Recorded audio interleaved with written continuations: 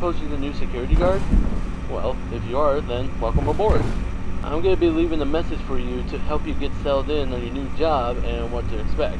I'm actually finishing up my night shift this week, and I'll be switched over to the day shift. So I guess you applied at the right time. You don't have any idea how much trouble these past few weeks has been for the company.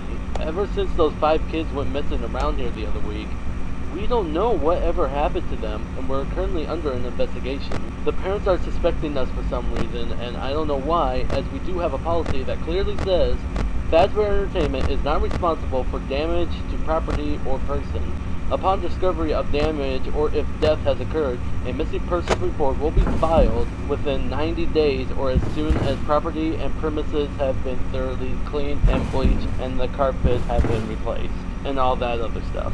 Okay, I'm going on too much about the current state and policies. Let's get back on track.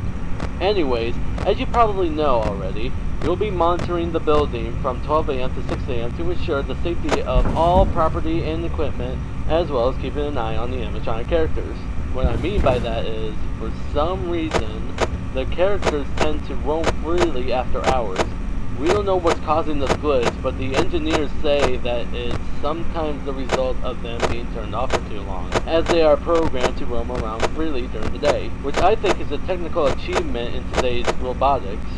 Anyways, make sure that they don't get too close to your office, because if they see you, they might mistake you for an endoskeleton without its costume on, and will try to stuff you into one.